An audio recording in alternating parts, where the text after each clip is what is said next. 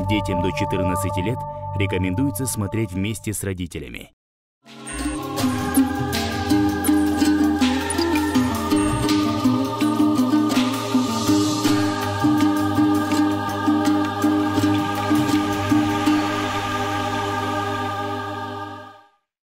Ассаламу алейкум, уважаемые телезрители. В эфире передача «Субили Сөз». Я ее ведущий Турсунбек Мурзаков. А здоровье человека бесценно. В Казахстане ежегодно делается около 800 операций детям с врожденными пороками сердца. И гость сегодняшней нашей студии – руководитель детской кардиохирургии Национального научно-медицинского центра Марасулов Шухрат Искандерович. Добрый вечер. Добрый. Да.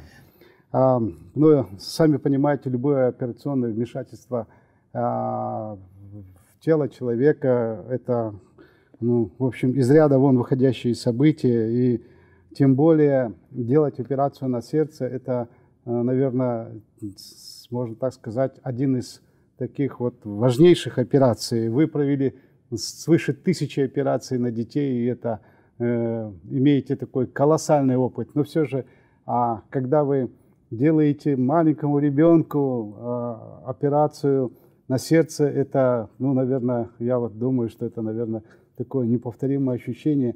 Как вы все-таки вот переступаете вот такой собственный барьер и вот можете вот делать такие операции? Ну, это Ваши ощущения? Ощущения Да. разные. Каждый год ощущения разные, конечно. Первые годы, конечно, это было тяжело. Это действительно было барьером. Вот. Я даже рассказывал своим коллегам, что, будучи студентом, когда наш преподаватель провел нас в перевязочную и сделал первый разрез, я там в полуобморочном состоянии находился. Я думал, что из меня доктор никогда не получится, хирурга. И то, что я учусь, это, конечно, все на смарку. Нет. Годы, конечно, работы, опыты, это все преодолевается, человек адаптируется очень быстро. Ну и мы идем в операционную с позиции, с мыслью о том, чтобы помочь этому ребенку. Мы идем на операцию только в том случае, если консервативная терапия неэффективна, состояние ухудшается, то есть неминуемо придет нарастание сердечной недостаточности и смерти, поэтому мы идем, так сказать, ну, по сути, да, вынуждены спасать человеческий организм. То есть начинаете привыкать, с каждым разом у вас опыт больше и больше, и все-таки потом, говорит, начинаете привыкать и превращается в такое-то обыденное дело. Да. В день несколько операций, конечно, это уже становится. Вот вы работали в Москве, работали в других кардиохирургических центрах, были за рубежом, вот в Москве, Чехии, Южной Корее, Италии, ну, можно было, наверное, еще больше перечислять, да, ну, набрали вот опыт, и все это вот можете сравнение сказать, кардиохирургия в этих государствах и кардиохирургия у нас в Казахстане. В чем наше превосходство, в чем недостатки вот кардиохирургического дела в нашей стране? Конечно, в этих странах, о которых вы говорили, я ездил туда получить опыт, пройти стажировку, посмотреть новые технологии. И, соответственно, выбирались те клиники, которые в этом направлении были ведущими. И мы действительно оттуда перенимали технологии, внедряем и продолжаем внедрять до сегодняшнего дня в стенах нашего центра. Вот, то есть было у кого учиться, где учиться, и это все перенимать. И я думаю, что достаточно это все успешно. Благодаря вот этим поездкам не только хирургов, там целая команда работает, анестезиологи, детские кардиологи, педиатры, даже средний медперсонал. Это вот как раз-таки позволяет, или даже, можно сказать, позволило за какие-то очень короткие годы, короткий период времени, это порядка 10 лет, детской кардиохирургии Казахстана шагнуть, так сказать, очень, сделать огромный шаг, прорыв в кардиохирургии, в лечении пороков сердца у детей у нас в Казахстане. И зарубежные коллеги, те учителя, с которыми я вот лет 15 назад общался, обучался у них, они говорят, что на глазах кардиохирургия Казахстана вот просто прыжками растет. И они удивляются, как это быстро мы это все умудрялись внедрять, вот эти технологии, которые отрабатывались в этих ведущих клиниках десятилетиями. Мы это вот за какие-то короткие периоды. Это, наверное, связано с тем, что, говорится, государство уделяет этому делу большое внимание, бюджетные средства. Соответственно, вы, врачи, можете позволить себе выезд в ведущие клиники мира и там набираться опыта. Но все-таки, наверное, есть какие-то системные проблемы кардиохирургии в нашей стране. Что бы вы могли бы назвать вот из этих проблем и каким образом их решать? Ну, системные проблемы. Прежде всего, конечно, государство свою часть, можно сказать, уже выполнило. Вы помните, программа развития кардиологической, кардиохирургической службы в Казахстане, период 2007-2009. Вот эта программа, правительственная программа, она, конечно, дала огромный толчок. Очень много специалистов съездило, обучалось за рубежом, приехали и сейчас работают по всей стране. Системные ошибки. Системные ошибки, они, на мой взгляд, каждый год вот, Центр развития здравоохранения внедряет новые методики я так думаю, они проводят большой анализ и пытаются поменять систему. В каждой стране своя система медицины, своя система страхования медицины, финансовые потоки и протокола. Вот. Сказать, что где-то лучше, где-то хуже, очень сложно. Мы следим чисто за медицинской статистикой, где результаты, смертность очень низкая, где осложнения очень низкие, где уровень медицины вообще технологически очень высокий и используются новейшие технологии. Мы вот перенимаем эти технологии. Сложно сказать, в чем системная ошибка в Казахстане. Мне кажется, просто кардиохирургия в Казахстане детская именно, она просто очень молода. И те шаги, которые были сделаны, предпринимаются государством, мы, специалисты, а это в основном категория 30-40 лет, это вот эта категория специалистов, мы достаточно молоды еще. И мы, может быть, даже не совсем успеваем все внедрять и использовать те возможности, какие создает, например, для нас государство. Вот. Я был в рабочей группе, возглавлял эту группу главный детский кардиохирург Горбунов Дмитрий Валерьевич. Он обучался в Германии, и он предлагал систему именно стимулирования развития кардиохирургии детской, вот именно по той германской системе, по системе, там проводится шкала сложности операции, и в зависимости от этой шкалы соответствующая идет оплата. То есть тем сложнее вид операции, тем она по шкале оценивается больше, соответственно, оплата выше. Это позволяет клиникам вкладывать деньги в специалистов, вкладывать деньги в новое оборудование для того, чтобы осваивать именно новые операции, наиболее сложные, с тем, чтобы получать большую прибыль. Вот. Вот этот стимулирующий момент на сегодняшний день пока отсутствует. Но работа ведется, и эта рабочая группа, она не раз предлагала, выдвигала предложения в Министерство здравоохранения, и я думаю, что этот вопрос в ближайшее время будет рассматриваться, и каким-то образом этот вопрос решится. И тогда мы получим второй скачок. Тот скачок, который был сделан за счет принятия государственной программы, мы сделали в кардиохирургии.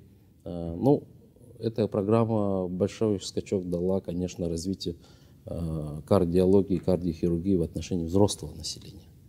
Вот. Локомотивом, конечно, кардиология детская и детская кардиохирургия тоже сильно подтянулась, но нужен еще один скачок для того, чтобы мы уже на ратах разговаривали с ведущими европейскими, зарубежными клиниками и представляли свои результаты. Шухрат Скандерович, вот у нас вот система обследования чекапа за рубежом очень хорошо поставлена. У вас прекрасное оборудование. Вот вы говорили, что, вот, например, приезжали зарубежные ваши коллеги и говорили, что у нас очень хорошее оборудование, да. Ну и, соответственно, как у нас вопрос стоит вот с диагнозом? То есть от того, что, говорится, как правильно поставите диагноз, вы будете, соответственно, правильно лечить. А также, говорится, вот в этом деле диагностирование наших больных на начальном этапе. Конечно, это первичная медицинская помощь, это поликлиники, которые уровень обследования, уровень оказания диагностических услуг сейчас в последние 3-4 года сильно подтянулись этим. И Министерство здравоохранения в этой части очень много сделало для того, чтобы стимулировать и поднимать уровень именно поликлинической службы. Всегда делался упор на стационар. А как оказалось, что нужно было и не забывать о поликлинической службе. Может быть, в этой части мы сейчас немного отстаем. Вот. Если попасть в стационар, но попасть в стационар можно после получения диагноза какого-то. То есть вы поставили вам диагноз, вы идете в стационар и уже получаете адекватное высокотехнологическое лечение. А этот диагноз ставится где? В поликлинике. Соответственно, туда хорошие специалисты уходят в стационар. Это создалось такие условия были созданы. Это вот 90-е, такие провальные годы для страны. Тяжелые годы, когда более-менее грамотные, лучшие специалисты уходили или в частные структуры, или же в стационары. В поликлиниках приходила молодежь, которая не имеет такого большого опыта. И, соответственно, это сейчас все ломается, меняется, и стимуляционные действия, наверное, скорее всего, в этой части очень много сделано для того, чтобы уровень поликлиники поднять. И я думаю, в перспективе, в ближайшие 3-5 лет... Значит, вы считаете, в ближайшие 3-5 лет диагностирование будет точное, да, и быстрое. Методы лечения. Послеоперационный уход больных детей. Что для этого надо? Вот, какие у вас условия для того, чтобы ухаживать за больными уже после операции? Какой у нас сестринский штат, или, как говорится, группа, которая идет за вами и которая вам помогает довести операцию до высоких, хороших результатов? Я всегда своей команде говорил, что и родителям перед операцией тоже пытаюсь объяснить, что операция – это одна часть успеха, это, можно сказать, половина успеха. Половина успеха остается в реанимации все-таки. Это уход. Реанимация, потом уже в отделение, реабилитация. То есть от этого очень много зависит. 80-90% ухода – это все-таки сестринская работа, задача медсестер. Да, конечно, это медсестра, она в течение 24 часов не отходит от своего пациента, от этого ребенка.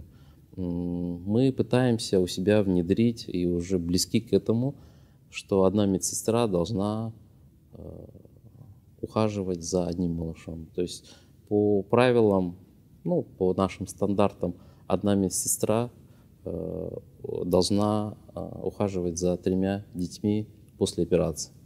Но все-таки дети, оперированные с простыми пороками, да, такое возможно, это реально, и сестра успевает физически достаточно на высоком уровне обслужить всех 3 детей. Но если это крайне тяжелые критические пороки, если это дети, которые доставлены уже на аппаратах искусственной вентиляции легких, то есть сами не дышат, имеют тотальную сердечную недостаточность и критический порок несовместимый с жизнью, который требует немедленной операции. Соответственно, идет операция объемная, большая, тяжелая, условиях искусственного кровообращения, этому ребенку потом требуется человек, который будет непрерывно и только этим ребенком заниматься. Да, будет стопроцентный успех.